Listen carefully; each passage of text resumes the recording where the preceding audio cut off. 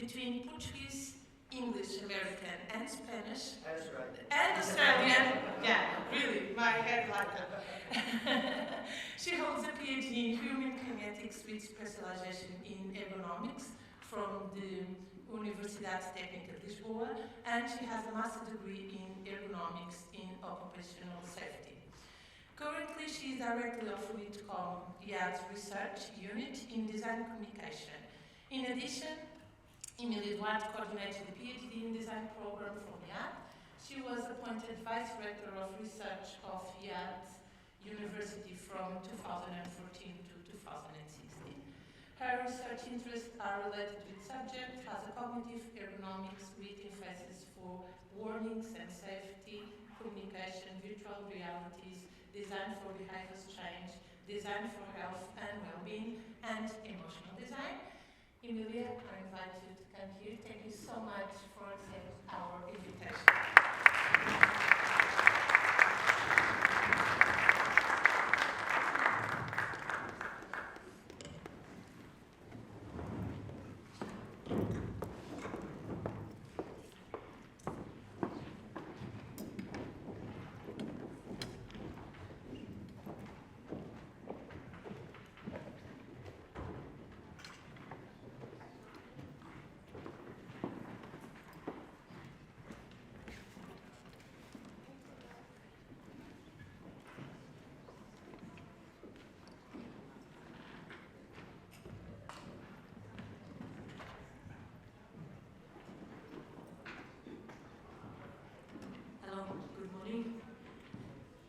I guess I will try to get out of the screen, otherwise you cannot see me since I'm like short. So I apologize for placing myself on this side of the presentation desk. So as I was saying, good morning again. It is a pleasure and an honor to be here, and I would like to thank you all for the friendly way you are hosting me, you are welcoming me into this session. It is truly a pleasure. And it is nice to see a group of people united together, or united in this room to discuss topics that we love related with design, and I hope that you enjoyed the session. And a special thank to the organization committee and Katia that invited me to give this speech. I hope you enjoy. I was told that I have 30 minutes to present my speech, and then we'll have time for Q&A, so please take notes and then ask me afterwards. Okay. That said, let's go to the speech. I would like to start by asking those in the room who knows the Sinbad, the sailor movie. So please raise your hands. Okay, it's a good, recognized movie. I guess that maybe millennials, they might not be that much aware of the movie since it was like displayed in 2003. So it's quite old for the younger generations. So I don't have much time to tell you about the whole story of the movie, but I will focus on a specific episode that happens when Sinbad, after having some issues with the boat, goes to an island trying to solve the technical issues, and then I will use this episode to guide my speech, okay, and to give you my idea, my basic idea. Okay, so Sinbad, he arrives to this island, and it gets involved in a small fight with one of the crew members, that is Marina, and I guess they were starting to fall in love with each other, and so this usually happens when they start these small fights. And at the point they were discussing, Marina grabs a stone from the floor, and she tries to hit Sinbad with the stone. Okay. Suddenly, immediately after she does that, the earth starts shaking like an earthquake, and they feel stressed, obviously. Any one of us would felt like that, because, well, it's shaking, and so they become a little bit frightened. And the movements increase a lot, and so they acknowledge that something big is about to happen, and so they need to run to safety, to exit from the island. What they were about to discover is that that was not, in fact, an island, but they were in the back of a huge fish that was like resting, floating over the seas. And so the fish was wakened by the pain associated with the removal of the stone that was, in fact, a scale from his cover, right? And so when Marina removed the scale from the fish just started reacting. And they realized they were about to suffer huge consequences of their own actions. So it was like a critical situation. And so they ran to the boat, trying to get safe. And I would like to take this episode as a metaphor for our current situation. Because we are about to start an incredible and critical event that can be compared with this awakening of the fish. And so I will invite you to keep this episode in mind and try to follow my presentation while you follow my presentation. Okay.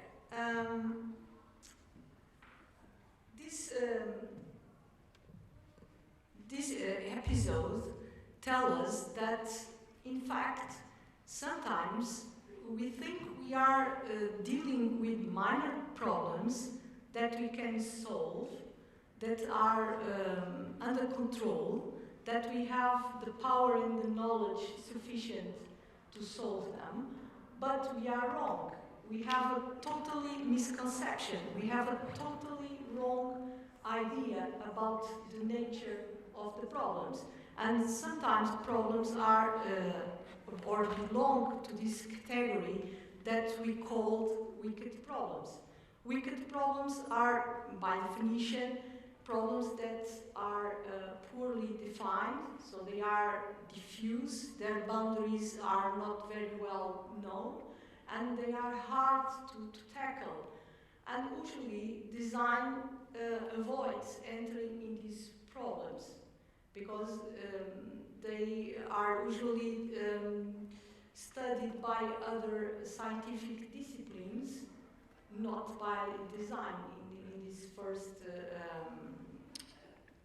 ideas. And so currently we find ourselves confronted with this situation. The problems we are facing are wicked, are complex, are really gigantic, but we are forced to deal with them, otherwise we will have no future. And so we need to change our mindset and start ignoring some problems that in fact are symptoms of a problem and decide to tackle the real problems. And those problems are wicked by nature.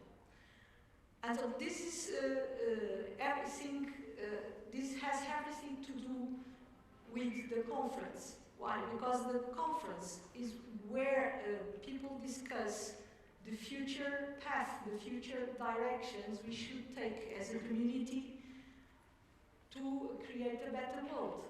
And if that means start looking into wicked problems instead of the other kind of problems, then let's do it. And so this is the right place to discuss this kind of things.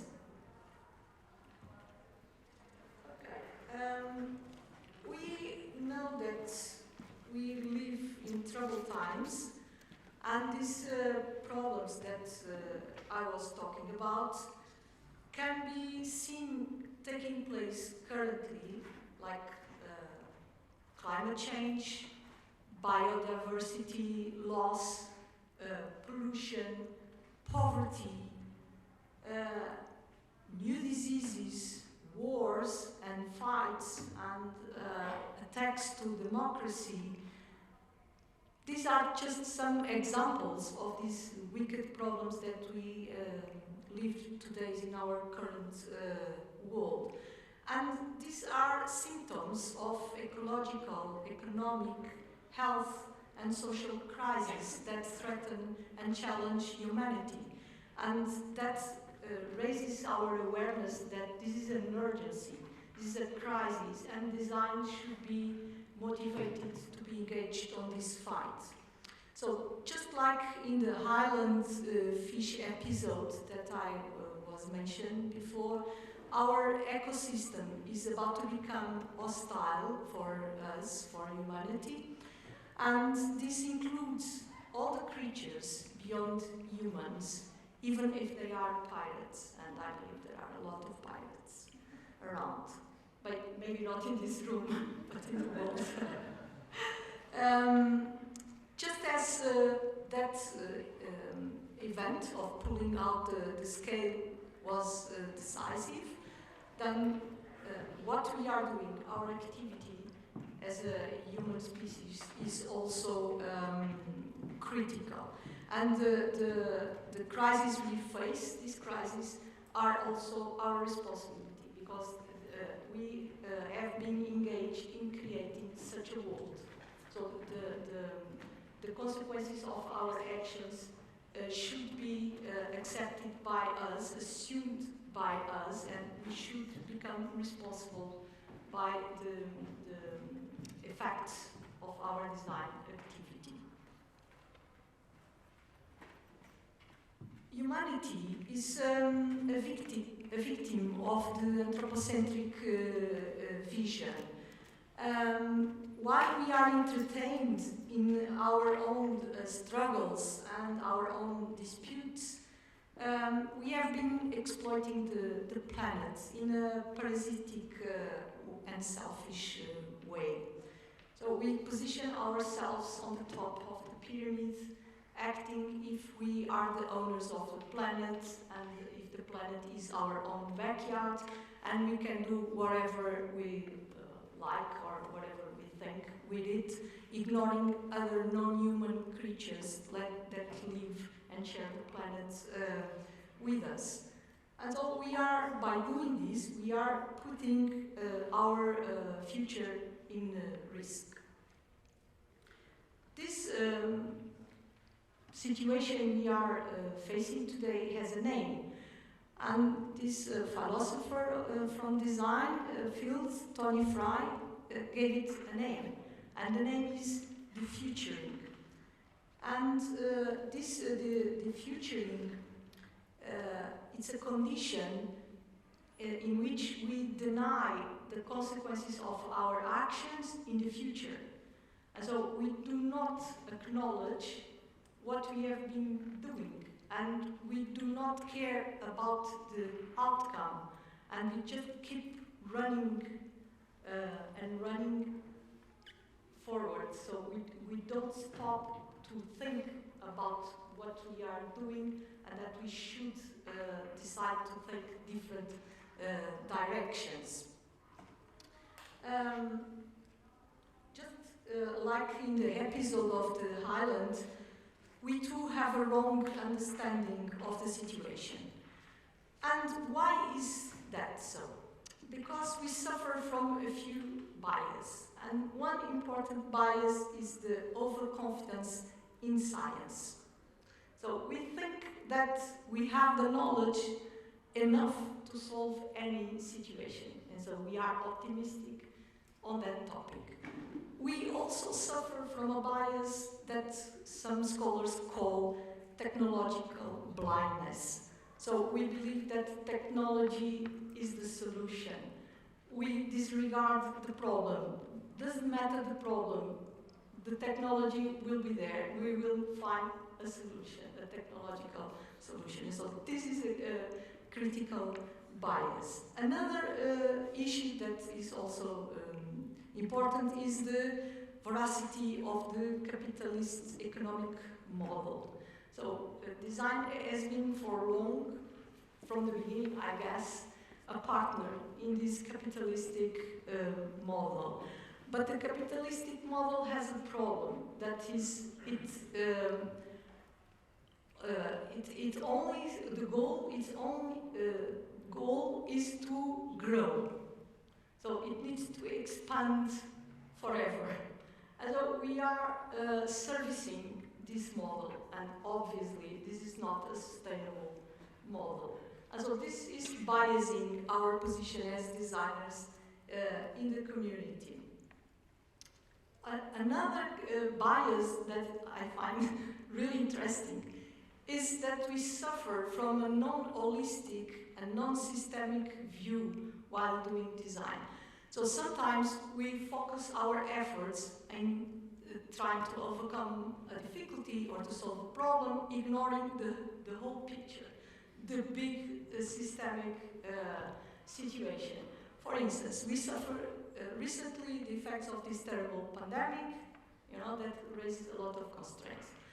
And what design community was engaged in doing? We were like trying to create posters for promoting hand hygiene, please wear the mask, all these things, like create signage in the floors, create lovely posters, stay at home, everything is going to be fine.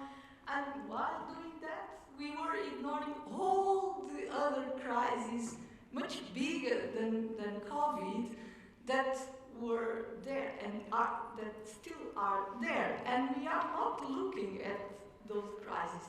So my question is, what are we doing? Are we really solving the what matters, the problem that matters, or not? And we could just come back with many examples, not just posters. I don't have anything against graphic design. it's an amazing area. But for instance, now we are saying, we need to stop the temperature raising in the oceans and so on. Oh, please buy new cars, like electrical cars. And again, we are ignoring all the other issues that are part of this situation. So we need to change our zoom up, the way we look at the situation. By being associated to this capitalistic world, what we are doing is a very interesting thing. We are using one of the, I can say, one of the strongest powers we have as creative people. That is named soft power. Soft power is related with culture, with communication, with art, with aesthetics, So this soft power is modeling the humankind. So we are, in a way, transforming the way people think, the way people feel, the way people behave. And design is really capable of doing this because it has the knowledge to create really engaging, beautiful, seductive things. And this soft power is used by politicians to control the world in a way that eventually we do not pay much attention to, because usually we react more against the hard power, the power by force, you see. So here is a little bit harder for us to understand that we are being influenced by this kind of power, but we are. And we should also start thinking in a different way. So this soft power means that we are imposing our vision of the world over the others. So we are acting like colonizing the world. We are trying to tell other people, okay, our culture, our vision, our values, our principles are the most important and are right. And yours are not that important, you are not that right. And this is a big problem. Why? Because acting like this, we are losing diversity. We are losing the richness of the difference. And maybe the solutions are not in our backyards, but are in other locations, geographical and cultural locations. And that needs to be assumed by the design community. We should not try to translate our vision, our aesthetical vision, over to the others. We should learn with each other. We should try to incorporate the diversity in our practice. And this is fundamental to overcome all these crises. There's a philosopher that eventually you know, that's name is Bernard Stiegler, that wrote a very interesting book that I will talk about. And in that book, he tells us something really interesting. It says that capitalistic system only wants to flood our lives and dreams with mass production products. These products are beautiful design, but they are exploiting natural resources, they are consuming energy and the brute, the ecosystem, make us standardized human beings. So one of the problems is that we became addicted to consumerism, and by doing that, we lose our individuality, we lose our differences, and we need to assume ourselves as special creatures, because otherwise we will not be able to feel well in a common society, because we need to love ourselves in order to be able to love others.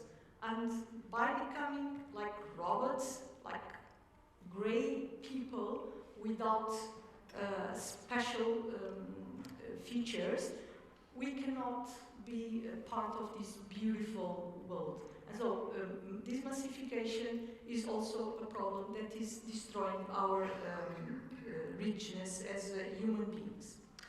So this Bernard Stiegler, in this book, Symbolic Misery, he says something really interesting. He says that controlling the aesthetics, and here aesthetics in this content needs to be understood in a broad sense, is a form of sensory perception, feeling and sensitive, is a way of controlling the conscious and unconscious rhythms of bodies and souls, modulating through the controls of flows these rhythms of conscience and life. So the consumerism society we live today is not just threatening the planet, but is threatening us. So it's manipulating us, it's transforming us into ugly and grey people without identity, without feelings. And this is critical, because if we are not happy, if we do not love each other, then we cannot be part of the society. And the society, as you may know, is an abstract creation, is a system designed by us. And we can see this system falling apart. And why? Because we ourselves are becoming different. We are not being able to love each other, to like to be together, to enjoy the companion of others, and to care about others. And that threatens society itself, and at the end will put us in a risk. This episode from the Highland ends with something really interesting. Sinbad and the partners, they are able to get back to the boat in safety. And the fish starts escaping, navigating elsewhere. And what Sinbad does as a human, it's a creative person, and decides to take opportunity of the fish power to navigate elsewhere. So the boat was destroyed, he could not sail, but he just sent a rope to the fish, attached the boat to the fish, and just there we go. So he was able to make use of nature once again to solve its problem. Like Sinbad, we are also doing this. We are saying, okay, the boat is not working properly, but there's an opportunity, let's explore. For instance, now we are saying, oh, maybe if the planet is destroyed, we could go to Mars. Why not? So we are acting like Sinbad. It doesn't really matter where we go, we just need to get out of this situation. So this is the way we usually think. In the interesting book, there's another philosopher that is a Korean philosopher, is Byung-Chul An. It wrote a book called Psychopolitics, and he says something really interesting. Currently, we do not consider ourselves subjugated subjects, but rather projects. We are always looking for refashioning, reinventing ourselves. So we position this way. So it's okay, I can change. Change is good. Let's do different. So this is a characteristic of our current society. But where is the problem? The problem is the freedom of the can generates even more coercion than the disciplinary should. Okay? Because should has limits, and in contrast, can has no limits at all. And this is being used again by this capitalistic society against ourselves. Okay? Originally, in the origin of the term, freedom means being among friends. So this is interesting, the origin of the word. So a real feeling of freedoms occurs only in a fruitful relationship, when being with others brings happiness. Okay, paradoxically, what we see, today's society, instead of promoting this freedom, leads us to a complete isolation. So we are isolating at home, we isolate ourselves in the screens, with technology, we are destroying this friendship, this relationship, so maybe we are destroying our happiness. So everything, if you think a little bit, everything that belongs to these expressive forms of liberty, like emotion, like playing, like communicating, that is being exploited by the capitalistic society. So now one of the biggest business in the world is entertainment. So we are being controlled by this society again.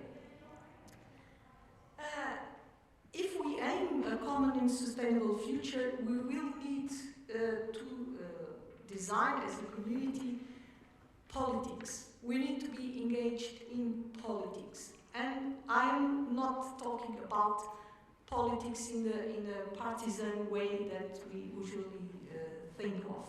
But politics is about caring. Caring about the whole, is sympathy, is feeling together, is knowing each other, is dialoguing, is learning to be and to live together, supporting each other and caring about others.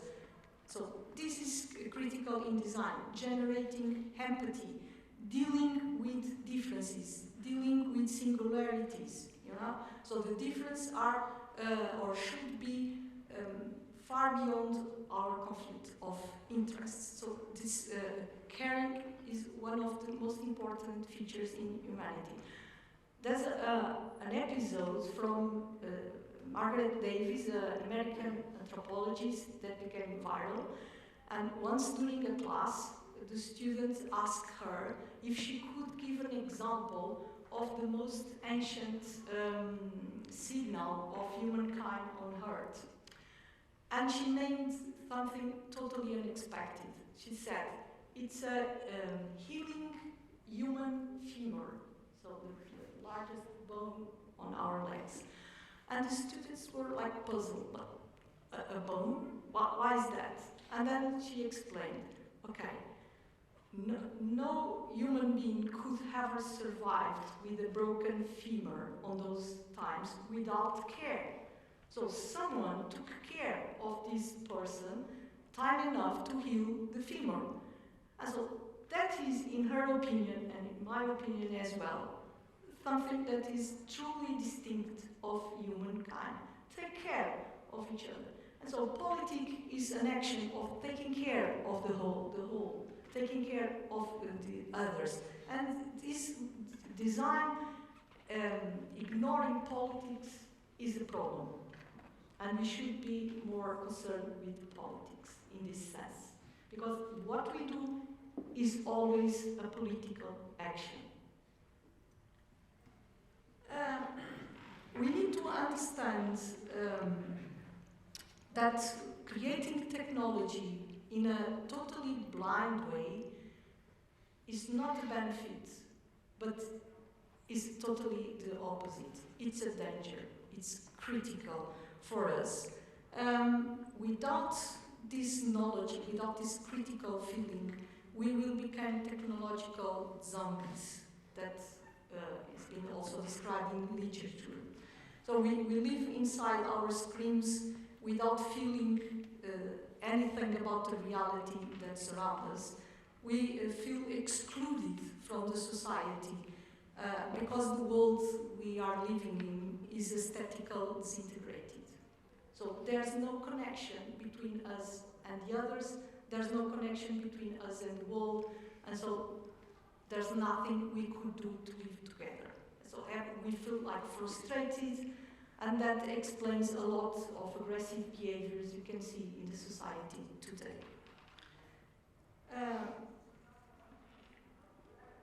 This made me think about the reasons why the New European Bauhaus decided to grab these three pillars. So you know that the fundamental pillars of the new Bauhaus is sustainability, beautiful, and being together, because it makes a lot of sense.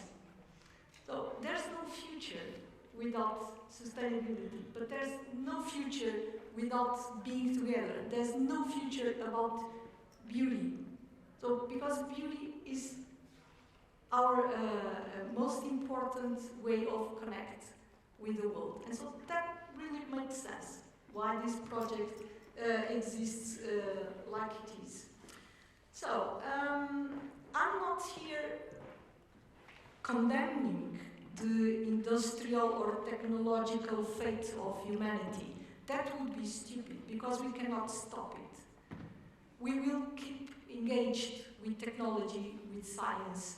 We'll keep moving forward. But what I'm saying is that instead of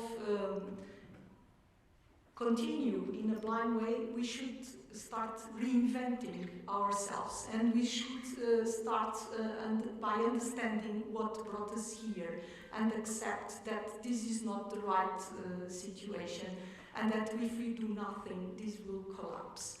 So at this regards, I would like to finalize my speech with some key ideas. And one of the first ideas is that we really share the planet with other non-human beings. And according to the concept of One Health, that is also very well established, we humans will not survive in the ecosystem if the ecosystem and the other beings belonging to the ecosystem are not healthy. So we cannot be healthy if the rest of the elements are not healthy as well. And so, continue this path, we are really destroying the odds of being healthy in this planet. The second idea is that I think it's obvious for everybody that the capitalism system is unsustainable, and this is due to the continued need to grow. But this need to continue to grow is assumed by us as design community as creativity and innovation. And we keep teaching our students how to do that. We keep motivating them how to become more creative, how to become more innovative. And so we should also teach them that, but also ask them to have principles. The most important thing these days is not let's do things, but is to think which things we should do. So this is a little bit different mindset. Another idea, the third one, is that if, in case, imagine that we were able to do everything in our power to mitigate the human impact on the planet. Imagine that we could do that. Imagine that we are not at war, that we have no politicians, that we have no economic crisis, and that we could do everything in our power to mitigate the human impact. Still, we are not able to prevent the crisis. We have been too far away. Now, currently, there's no way to stop the crisis ahead. And so I think that now, while we keep engaged in these mitigation activities, it's time to prepare for crisis. There's no more time to do the transition. The thought transition is not possible anymore. So while engaging in the mitigation, we should design for crisis. We should design for survival. We should be engaged currently in create more resilient communities that are able to survive. And this means that we should be focused on finding opportunities in the transformation. Because the transformation can be bad, but can also be a time for opportunities.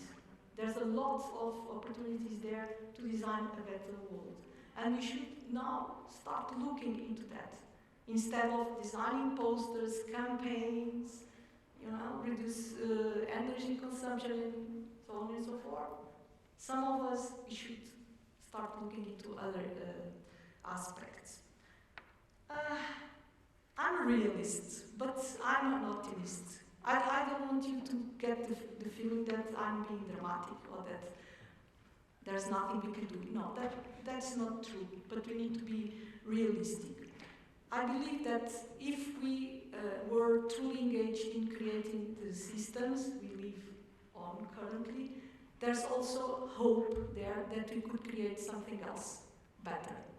And I think that this sentence from Ms. van der Rohe opens here a whole new opportunity for escaping this situation. So you know this, Ms. van der Rohe said less is more. And I truly think I agree with this, and I would like to take this opportunity to introduce you to the concept of degrow. Degrow, the concept born in the last century, has no single definition, so it's like a term that is bringing evolution and suffers also from political connotations. But in its essence, it tells us something. It is a very critic idea about typical capitalist society. But degrow doesn't mean the opposite to grow. So the idea is not to go against growing. The idea is to grow in a different direction. So it promotes alternative paths. It is concerned with human dignity. So it's not having more, it's having dignity, dignified conditions to live. That's the main thing. So solidarity, care, empathy, generosity, connection. It calls also for a slower, more genuine and meaningful ways of living, trying to escape from the webs of additive and mass consumerism while promoting life in harmony and symbiosis with the planet. So that is the essence of the concept. The concept is being used mainly by activists with a political or politically engaged, but designers are also using these concepts, and there's a few people working on design for the growth currently in the world. We are really need of a path for a regenerative, ethical and committed design activity that seeks sustainable future where humanity can flourish. And I would like to end this speech stressing the importance of this word. Instead of aiming progress, aiming to have more, we should aim to flourish. So this is a poetical idea, but it's something that I really love, and I think that represents, or should represent, the mood of design community today. So let's design a world that helps us, or that raise the odds of us to flourish in a symbiotic and harmonized way with the planet. So that was all for today. Thank you so much for your time.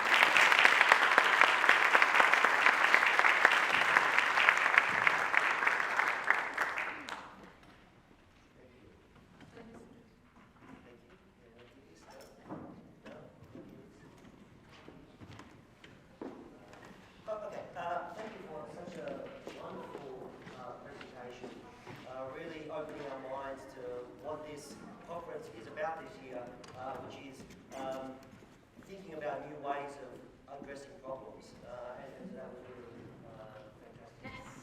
So, question and answer. I have turned it on.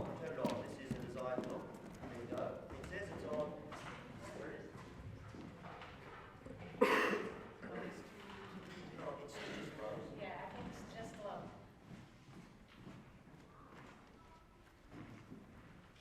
Oh, there we go. Sorry. Okay, questions? To someone, who's our brave first question? Is someone going to jump up? Yes, wonderful.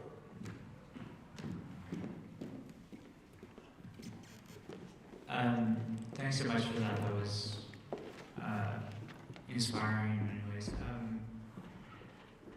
You used the example of Mars as kind of where I saw as a kind of radical, without direction approach.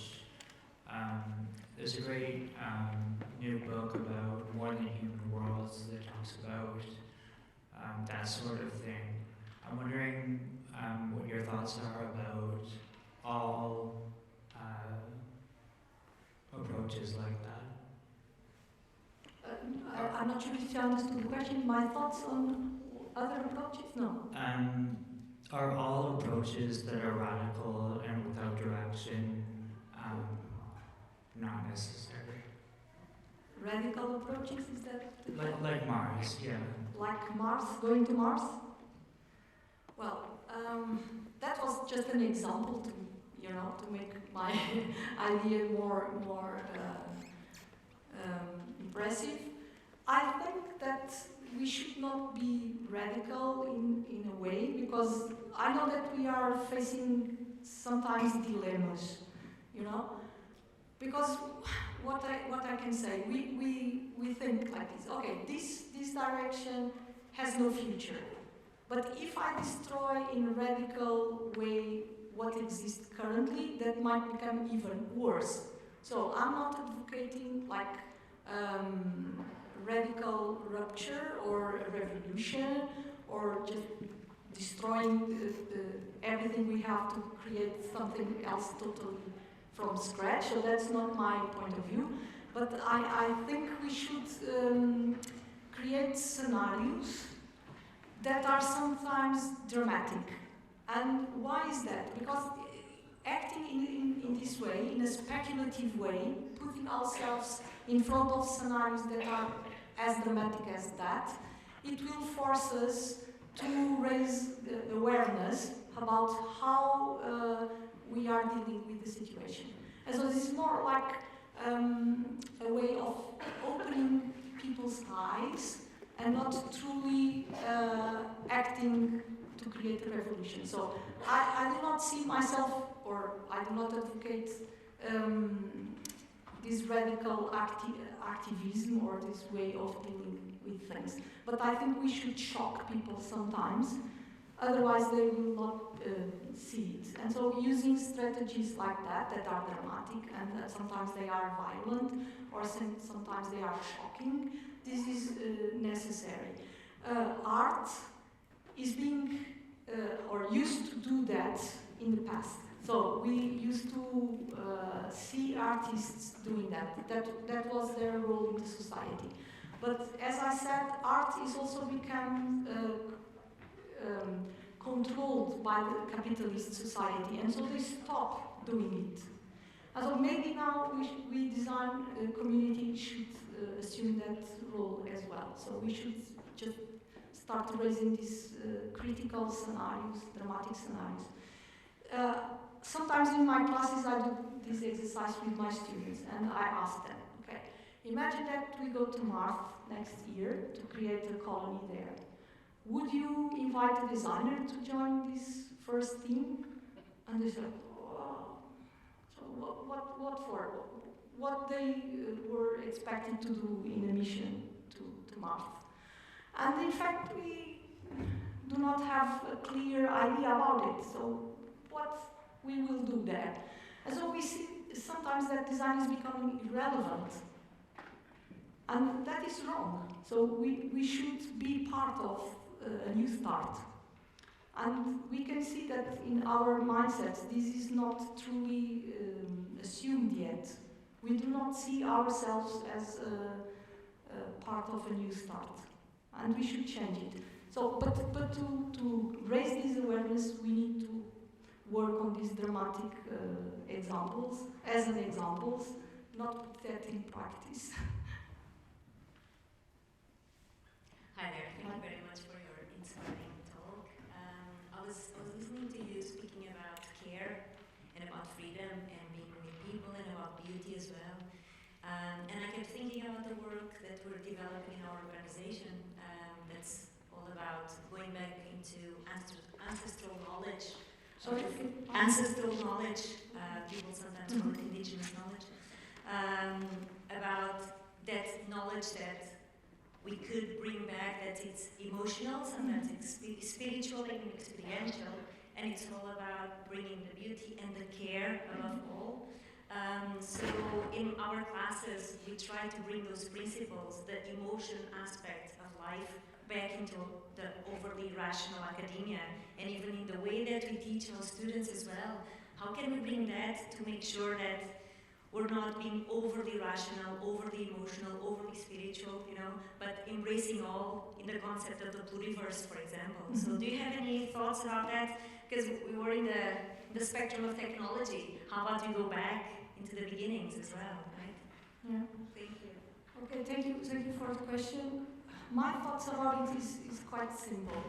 I think that we as human beings, to feel like we belong to a community, we need to have a role, a defined role. And all the knowledge, all the technology, all the gestures of our professions, all the heritage that were given to us by our ancestors, that is part of this connection. One of the struggles in today's world is that people do not feel they belong to a profession. Even design now, it is like weird stuff. There's no specific gesture associated to design, and that is destroying the feeling of belonging. And so bringing back all this heritage is fundamental for us to connect into society and feel happy. And that is also beautiful. Why? Because we feel we are making use of the efforts of people that live before us, and that they fought really hard for us to be here today. And sometimes I think like this. The odds for us to be alive as human beings, or I don't know, just to be alive, are minimal in the cosmos. This is minimal. So this is truly a miracle, being alive. And imagine everything that happened before you, so you could reach this moment.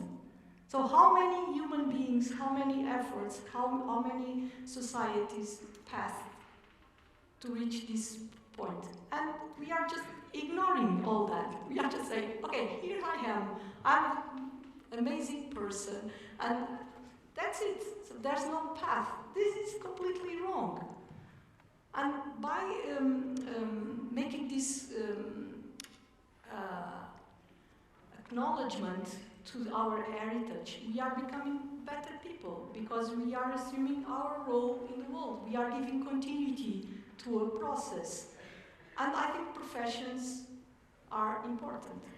Nowadays we discuss things like artificial intelligence and how artificial intelligence will change the world. Yeah, that's the problem. Why? Because, you know, in an ontological point of view, when we create something, that will change society. And that will get back to us, because by changing society, we are changing ourselves. Why? Because we need to adjust ourselves continuously to this social technical situation. And so, by destroying professions, introducing new technologies, ignoring the heritage, we are creating human beings that will be different from us. Sometimes we say to our parents or grandparents, oh, you guys, you came from a different time, you came from a different epoch, right? So what that means that they were adjusted to a different socio-technical world, right? And so it will happen with us again. Our children, grandchildren, in the future, they will be completely different from us. The question is, will they still be humans as we consider humans are?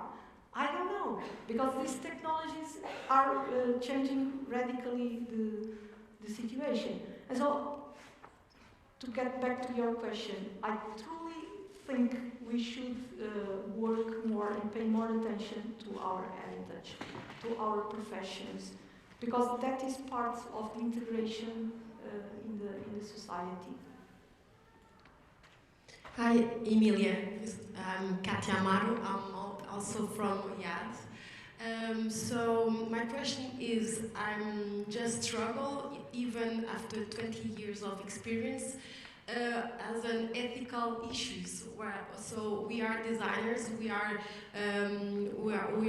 work in commercial companies, right? To sell, to make everything more appealing, more attractive, more emotional, but at the same time I'm feeling that I'm just make it very wrong, because we are just moving to the path of be disconnected.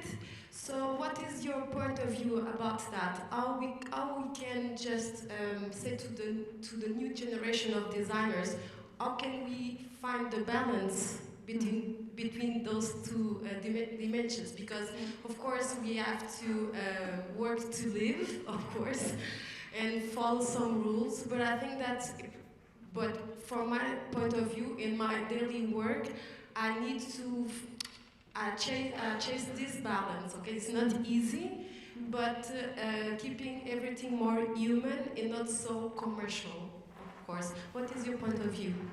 Well, thank you for the question. I think that we have been relying on rules and on laws for managing that.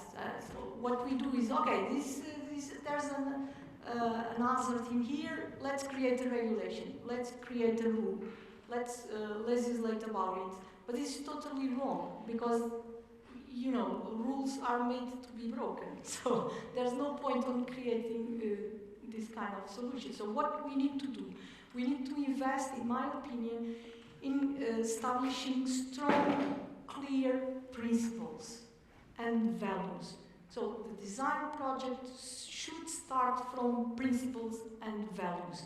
What we want to do, what we do not want to do, what we will not allow to happen. And values, what we value more, So what are our concerns? And so we should teach students about how to deal with these instead of creating rules. And also not to think, okay, there's technologies we should avoid, or we should not allow, we should be forbidden. No, that is impossible. Everything that can be done will be done. So there's no way, and we will keep innovating. We will keep evolving in that direction. What we can do, or what we should do, in my point of view, is that invest in these principles and values. Because designers, as Mike Monteiro says in the book Ruined by Design, designers should position themselves as gatekeepers. So they are there to protect the future. They are there to say no to some things, and to say, I will not do this. You know? I know that this raises dilemmas, because they need a job, they need to have money to live, to pay their bills, and so on and so forth. But if we are forced to do something that we dislike or we do not agree in some circumstances, then we have the autonomy to change in the future and say, okay, I don't want to continue working for this company or for this person, I will change my course of life. So not keep as a slave, keep doing it as a slave, brainless, you know, without assuming responsibility, without assuming that we designers are also citizens. We are part of the society. We cannot just blame our employees, our employers, the companies for which we work that pay us. Okay, they are responsible, I know, they are asking, the contracts come from them, but we are active agents there. So they need us to do whatever they want, and so we can just say no. But I understand this raises dilemmas, and universities, me as a scholar, I also am confronted with that, because I know, okay, universities, they need to prepare young people for the market. They want to get jobs for them. But the jobs that currently exist are in this kind of society. So, what do universities do? They offer courses that give no jobs to the students, you know, so they feel like they are failing. But if we think carefully, they are being hypocrites, in the sense that they are feeding a system that we know is wrong. But we are like stuck here in this dilemma. So maybe what we should do is just to raise this awareness and give the tools to these people to know what they should do, what is right and wrong, and if the opportunity appears in their lives, they are prepared to act. You see, so that's all we can do. Otherwise, we need just to destroy everything in a radical way, as we were saying, and do that. So, but ethics is really fundamental. I think I did my educational path working in the more hard sciences, like engineering, psychology, and stuff like that, like medicine and stuff, like in a more experimental way and stuff. And suddenly I realized, okay, but I'm acting like an instrument, and I don't want to keep doing it. I want to have the freedom to think in a different way and to say no to things. And that made me realize that maybe one of the most important subjects we should teach in our design schools is philosophy. And maybe not psychology or economics or stuff. That is important, you know, but that is in the basic part of the process. What is in the top is something else. It's about being humans, being part of the planet. And that is all about with philosophy, I think. Maybe if you want, it can be spiritual as well. Although I'm not a religious person, but I can understand that, the importance of that. Or even if you prefer like this aesthetical issue that is related with the feelings, with the emotion, it's also important. But that is also part of the philosophy, as you know. Thank you. Just over here.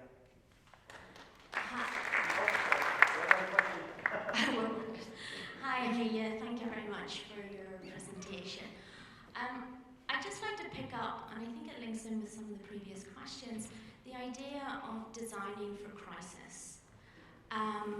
Underpinning all of us is a very ancient biochemical system, the amygdala, which is very crude. It's on or it's off.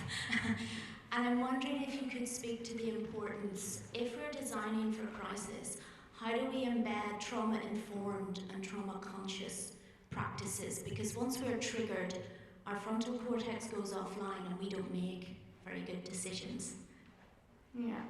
So I'm not sure if I have the knowledge enough to reply you because I'm not a neuroscientist, but nevertheless, I can tell you about designing for crisis. I think that maybe the solutions are already there because eventually we have been through many crises before until the day we are today.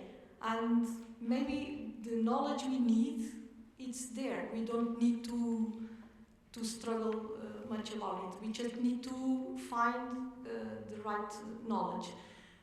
So that is one part of the answer. The other part, if I understood correctly, is to do with we not getting into much stress and be able to take informed decisions.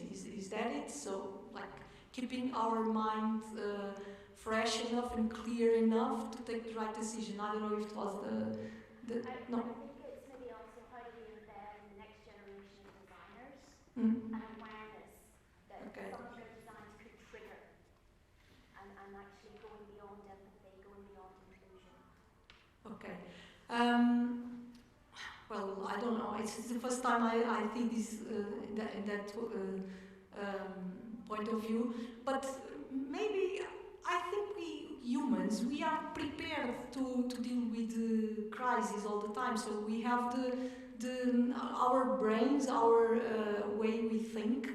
We are prepared to do that. But what I can say is, I think the knowledge, the generations before us, and we can transmit to the others, should include that preparedness, how to deal with that. But I think the most important part in there is not maybe to be prepared to act in an emergency, because we are. I think the most important thing there is to think that the diversity of people in the world and the diversity of the solutions they came up with might be the answer for any crisis. You see, because I think that that's all we need. We don't need to do something extraordinary. I don't know if I'm answering your question really, but I really don't have much to tell you about this preparedness. Or maybe if you want to see it this way, let me try to formulate here a different idea. Sometimes we assume that the way we see things is the right way, and it is not.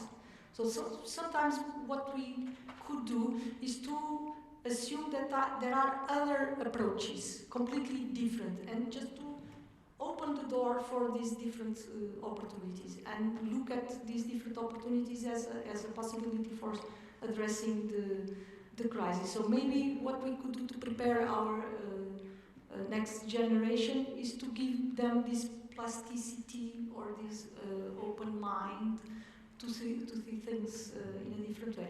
Because sometimes we think that the world is according to our own eyes. So the reality we see is the only reality that exists, and that is not the truth.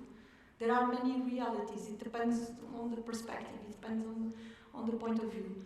And so maybe that's what we need to face the crisis and learn from the past. Okay, unfortunately, I have to stop it there. There's a lot of questions there, and so once again, thank you very much. Thank you very much.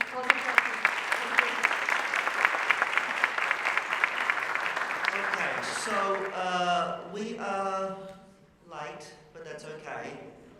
Coffee hour, so you have 6 minutes of coffee.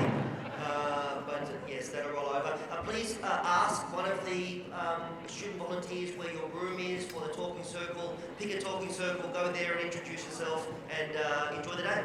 Thanks a lot.